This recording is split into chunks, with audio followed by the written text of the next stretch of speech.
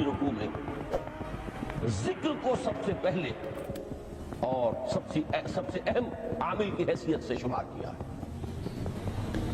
چنانچہ اس کی پہلی آیت جو ہے سورہ آل عمران کے آخری رکوع کی، اس میں تو وہی مضمون جو میں بیان کر چکا وہ آیا ہے، ان فی خلق السماوات والارض واختلاف اللیل والنہار لآیات لأولی الالباب، یقیناً آسمان اور زمین کی تخلیق میں اور دن اور رات کے الٹ پھیر میں نشانیاں ہیں ہوش مندوں کے لیے۔ ان کے ذریعے سے انسانی شعور کے اندر وہ معرفت رب اجاگر ہوگی۔ وہ پہلا مرحلہ اس نے طے کر لیا، وہ ڈورمنٹ معرفت اب ایکٹیویٹ ہو گئی۔ اب مزید فکر کا مرحلہ ہے جو اگلی آیت میں آیا ہے، الذین یذکرون اللہ قیاما وقعودا وعلی جنوبہم ویتفکرون فی خلق السماوات والارض ربنا ما خلقت ھذا باطلا سبحانک فقنا عذاب النار۔ یعنی تفکر جو ہے، ویتفکرون فی خلق السماوات والارض، وہ تفکر کرتے ہیں، غور و فکر کرتے ہیں آسمان اور زمین کی تخلیق میں، لیکن اس تفکر کے ساتھ لازماً ذکر اور ذکر مدام، ذکر بھی وہ کہ جو مستقل ہو، ہر حالت میں ہو۔ الذین یذکرون اللہ قیاما وقعودا وعلی جنوبہم، وہ لوگ کہ جو اللہ کو یاد رکھتے ہیں، اللہ کا ذکر کرتے ہیں، کھڑے ہوئے بھی، بیٹھے ہوئے بھی، اور اپنے پہلوؤں کے بل یعنی لیٹے ہوئے بھی۔ اب ان تین کے سوا کوئی پوزیشن انسان کی نہیں ہے، اسی کا نام ہے دوام ذکر۔ اور اس کے ساتھ اگر وہ تفکر کرتے ہیں تو ان کا فکر اگلی منزل تک پہنچتا ہے۔ تو پہلی شے تھی فکر انسانی کی صحیح رخ پر مزید پیش قدمی اور پیش رفت، اور اس کے لیے لازم ہے ذکر و فکر کا امتزاج۔ دوسری چیز کو لیجئے عمل کی درستی۔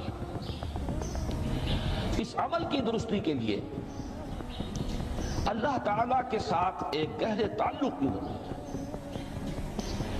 اس لیے کہ صبر کی بحث میں یہ مضامین شاید آپ کے سامنے آ گئے ہو کہ صبر، جہاں مصیبت پر صبر ہوتا ہے،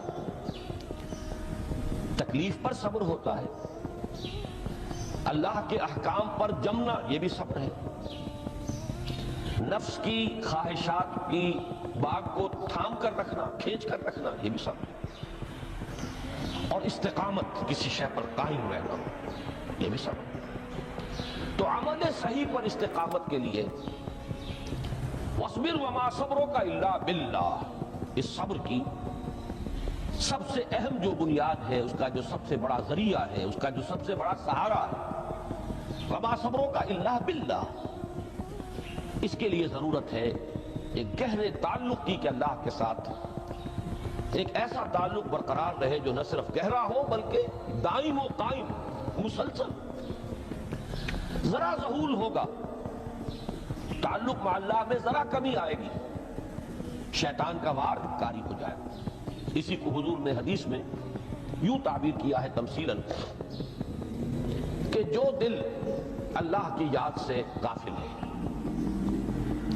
اس پر فارسی کا وہ مقولہ بھی ہے کہ خانہ خالی را دیو میں گیرت، گھر خالی رہے تو جنات اس پر دیو جو ہے آ کر قبضہ جما لیتے ہیں۔ تو خانہ قلب جو ہے اگر یاد خدا بندی سے خالی ہو گیا تو شیطان ابلیس لعین اپنی تھوتھنی ٹکا دیتا ہے۔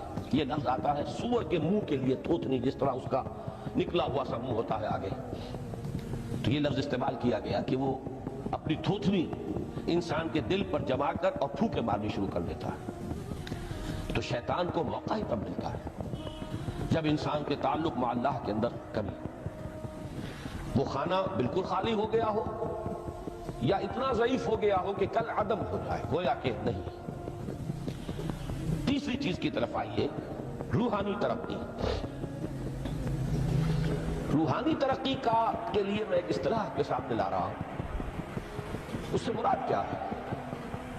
روحانی ترقی کے لیے ہماری دینی اصطلاح ہے تقرب الی اللہ، اللہ سے قریب تر ہوتے چلے جانا۔ اس پر میرا کتابچہ بھی ہے، تقرب الی اللہ کے دو مدارج، دو درجے، جو در حقیقت ایک حدیث نبوی علیہ الصلوۃ والسلام بھی پر مبنی ہے کہ حضور نے ایک درجہ قرار دیا ہے تقرب بالفرائض، فرائض کے ذریعے سے انسان اللہ کا قرب حاصل کرے، ایک ہے تقرب بالنوافل، نوافل کے ذریعے سے اللہ کا قرب حاصل کرے۔ ان میں کیا نسبت و تناسب ہے، اہمیت کے اعتبار سے کون بڑھ کر ہے، بلندی کے اعتبار سے کون بڑھ کر ہے، یہ تمام مسائل میں نے اپنی اس تقریر میں بیان کیے تھے جو اس کتاب میں شائع ہوئی ہے۔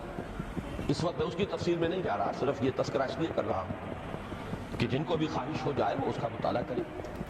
ہماری اس وقت کی گفتگو سے وہ کتابچہ اس جگہ پر منصرف ہوگا۔ تو تقرب اللہ، یہ تقرب کوئی فزیکل فینومینن نہیں ہے، جسمانی یا مادی مسئلہ نہیں ہے۔ اللہ سے قرب یہ نہیں ہے کہ کوئی کروڑوں میل کا فاصلہ ہے، اب ہمیں وہ رسی پر چڑھنا ہے اوپر بڑی محنت اور مشقت سے۔ فصل تو ہے ہی نہیں، فاصلہ ہے ہی نہیں، بعد ہے ہی نہیں۔ نحن اقرب الیہ من حبل الورید، ہم تو انسان سے اس کی شہرگ سے بھی زیادہ قریب ہیں۔ هو معکم اینما کنتم، وہ تو تمہارے ساتھ ہی ہوتا ہے جہاں کہیں بھی تم ہو، بس صرف یہ کہ تمہاری توجہ نہیں ہوتی، تم اور چیزوں میں مشغول و مصروف رہتے ہو، تم ہماری طرف دھیان ہی نہیں دیتے، تم ہماری طرف متوجہ ہی نہیں ہوتے۔ ہم تو مائل بے کرم ہے، کوئی سائل ہی نہیں، راہ دکھلائیں کسی رہنم منزل ہی نہیں۔ انسان جب متوجہ ہو جاتا ہے اور بڑھتا ہے، آگے پیش قدمی کرتا ہے روحانی اعتبار سے، تو یہ ہے در حقیقت تقرب اللہ، اور اسی کو ہم کہیں گے روحانی ترقی۔ اب ان تین چیزوں کو اگر آپ نے ذہن میں جما لیا، پھر میری بات کی ترتیب اس کو ذہن میں قائم کیجئے۔ ہم چلے کہاں سے کہ دین کے ساتھ اصل مناسبت فلسفے کی نہیں، حکمت کی۔ نمبر 2، حکمت قرآنی کا پہلا اور اہم ترین اور بنیادی مسئلہ معرفت رب کا حصول ہے۔ اس کا نتیجہ شکر خداوندی ہے، اس کا ذریعہ آیات آفاقی، آیات انفسی، اور سب سے بڑھ کر آیات قرآنیہ ہے، جو الذکر ہے، جو تذکرہ ہے، جو ذکرہ ہے۔ لیکن اس پہلے مرحلے کو اگر کوئی انسان بفضل ہی تعالی، اللہ کے فضل و کرم سے طے کر لے، اب اس کے سامنے تین مسئلے ہیں۔ فکر کی مزید پیش رفت، مزید پیش قدمی صحیح رخ پر، اس کے لیے ذکر اور فکر دونوں کا امتزاج لازمی ہے۔ فقر قرآن اختلاط ذکر و فکر۔ الذین یذکرون اللہ قیاما وقعودا وعلی جنوبہم ویتفکرون فی خلق السماوات والارض۔ دوسری شے عمل کا درست رہنا، نہ افراط و تفریط ہو، عدم توازن ہو، نہ انسان نفس سے مغلوب ہو جائے، نہ انسان جذبات کی رو میں اندھا ہو جائے، نہ انسان ماحول سے مرعوب ہو کر متاثر ہو جائے، صحیح رخ پر اس کا عمل۔ نمبر 3، روحانی ترقی، جو اصل حاصل ہے، جو اصل مقصود ہے۔ نمبر 2 چیز کے لیے تعلق مع اللہ ضروری، نمبر 3 کے لیے تقرب اللہ۔ اب غور کیجئے، ان تینوں چیزوں کا بڑا گہرا تعلق ہے نماز کے ساتھ۔ ان تینوں کے لیے ستون کی حیثیت نماز کو ہے۔ لہذا ایمان کے بعد یا معرفت رب کے بعد حکمت دین کا اہم ترین مسئلہ نماز، صلاۃ۔ اس لیے کہ ایک طرف یہ انسان کو اللہ کے ساتھ ایک گہرے تعلق کا ذریعہ فراہم کرتی ہے۔ اپنے تمام مصروفیات میں سے، ان مشغولیتوں میں جن میں گم ہونے کا خدشہ ہوتا ہے، نکلو۔ 24 گھنٹے کے معمولات میں سے کم 5 مرتبہ تو لازماً نکلو، اور اپنے آپ کو ذرا، اپنے حواس کو بھی، اپنی باطنی کیفیات کو بھی ذرا تازہ کرو۔ اگر کوئی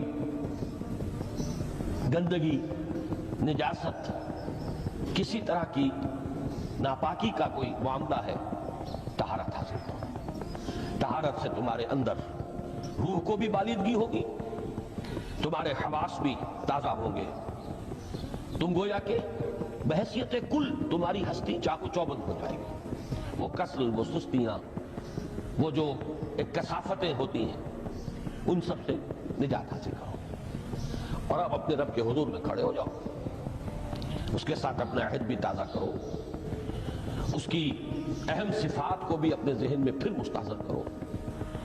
یہی وجہ ہے، دیکھیے میں نے جو آیات آپ کو شروع میں سنائی تھی، سورہ لقمان کی 2 آیتیں، پہلی آیت میں اس کا ترجمہ کر چکا، دوسری آیت وَلَقَدْ وَإِذْ قَالَ لُقْمَانُ لِابْنِهِ وَهُوَ يَعِظُهُ يَا بُنَيَّ لَا تُشْرِكْ بِاللَّهِ إِنَّ الشِّرْكَ لَظُلْمٌ عَظِيمٌ۔ اس کے بعد درمیان میں کچھ مضمون آ کر پھر وہ آیت مبارکہ آئی، یا بنی اقم الصلاۃ وامر بالمعروف وانہ عن المنکر واصبر علی ما اصابک۔ گویا کہ اہم ترین چیز، بنیادی ترین چیز، اللہ کو محض پہچان لینا کافی نہیں ہے، یاد رکھنا ضروری ہے۔ اللہ یاد رہے گا تو فکر صحیح آگے بڑھے گا، اللہ یاد رہے گا اور اس کے ساتھ ایک گہرا تعلق جو ہے برقرار رہے گا تو عمل درست رہے گا۔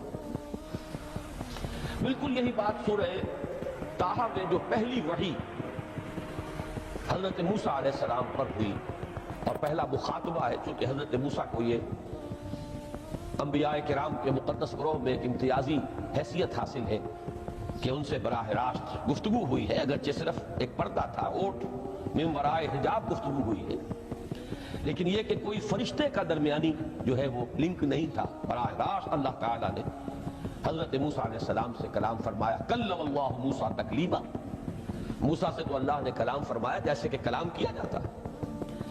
تو پہلا مخاطبہ ہے، یہ پہلا مکالمہ ہے، پہلی وحی کہیے، اسی میں یہ الفاظ بھی موجود ہیں، اننی انا اللہ لا الہ الا انا فاعبدنی واقم الصلاۃ لذکری۔ یہ گویا کہ حکمت قرآنی کا ایک بہت بڑا خزانہ ہے یہ آیت مبارکہ، کہ خود حضرت موسیٰ علیہ السلام کو جو ہدایت دی جا رہی ہے، میں ہوں، میں اللہ، اننی انا اللہ لا الہ الا انا، میرے سوا کوئی معبود نہیں، فاعبدنی، بس میری بندگی، میری عبادت، میری پرستش، میری محبت، اس کو اختیار کرو۔ وَأَقِمِ الصَّلَاةَ لِذِكْرِي، اور نماز کو قائم رکھو میری یاد کے لیے۔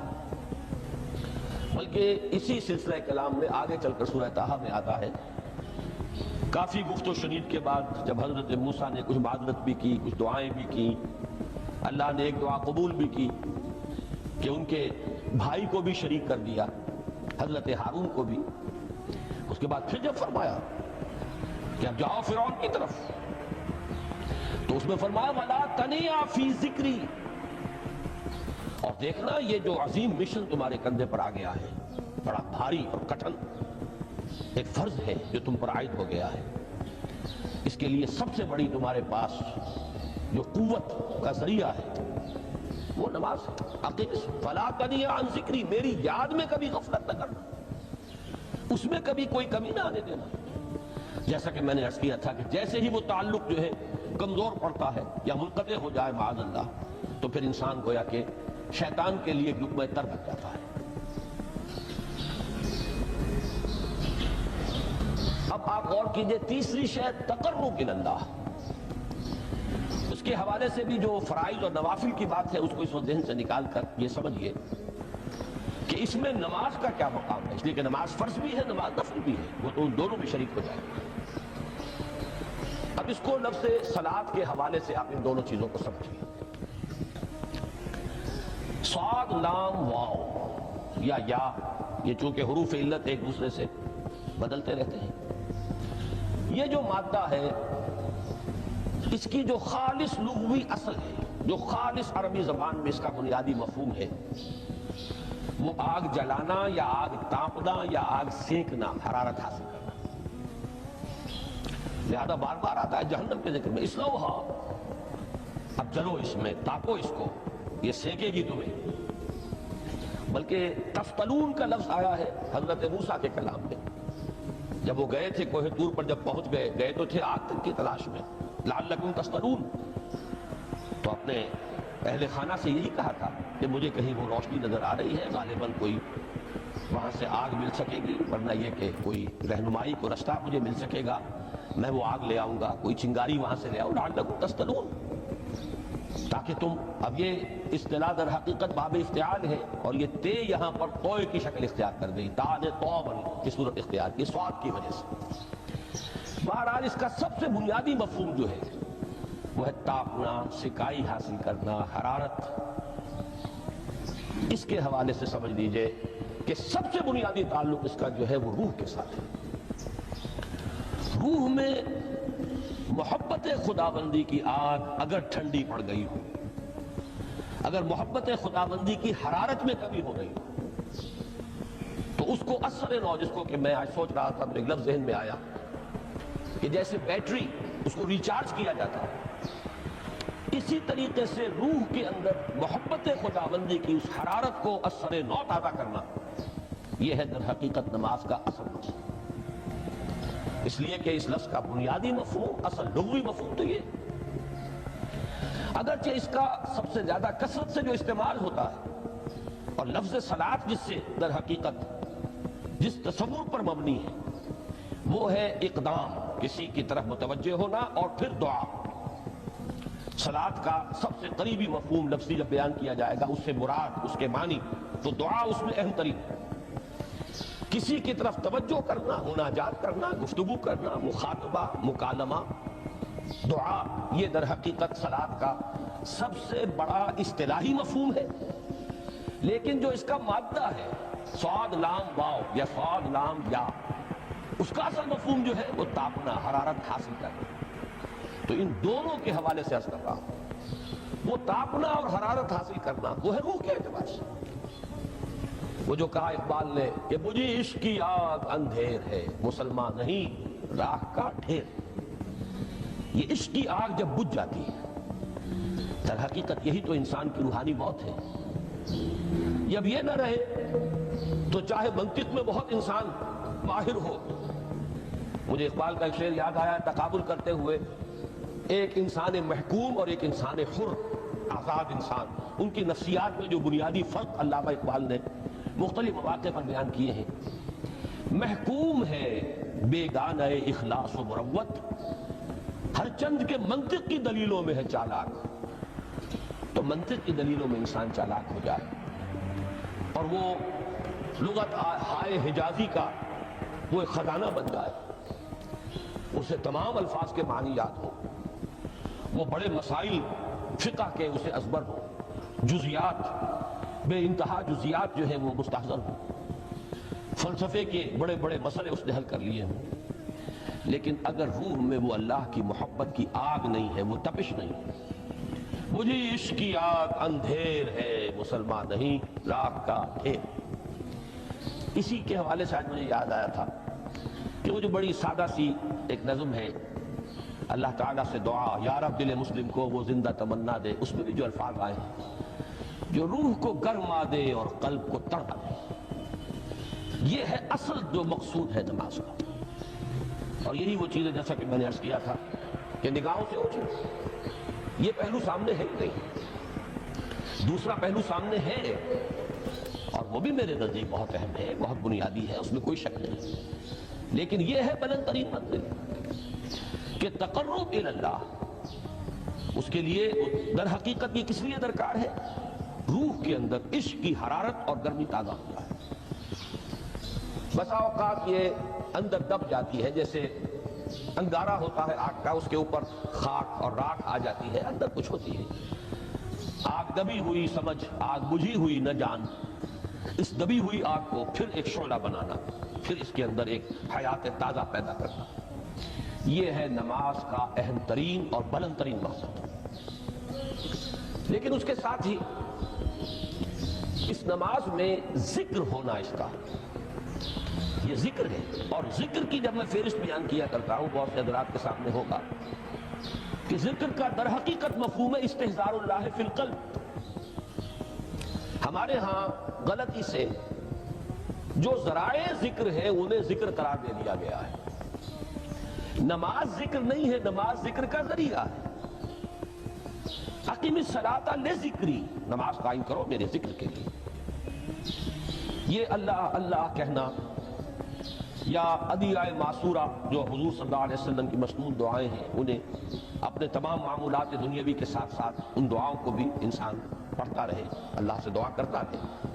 یہ تمام ذرائع ذکر ہیں۔ سبحان اللہ الحمدللہ الحمدللہ، اس کا آپ ورد کیجئے، یہ بھی ذریعہ ذکر ہے۔ حقیقت میں ذکر ہے استحضار اللہ فی القلب، اللہ کو دل میں لے آنا، اللہ کو دل میں حاضر کر لینا، اصل میں تو ترجمہ ہوگا، لیکن حاضر جاننا، یہ کیفیت جو ہے انسان کو حاصل ہو جائے۔ اب اس کے حوالے سے ذرا بات سمجھیے کہ ایک تو میں عرض کر چکا ہوں مجسم ذکر تو قرآن ہے، لہذا ذکر کی فہرست جب آپ کریں گے ذرائع ذکر تو ان میں سب سے پہلے قرآن ہے، اس لیے کہ وہ ہماری حکمت کے پہلے مسئلے کو حل کر رہا ہے، بنیادی مسئلہ، اہم ترین مسئلہ۔ دوسرے نمبر پر ذکر جو ہے، اب اس کے لیے کچھ اصطلاحات جو میرے مختلف دروس میں شاید آپ کے سامنے بعد میں آئیں یا پہلی آ چکی ہوں، ان کے حوالے سے میری بات سمجھیے۔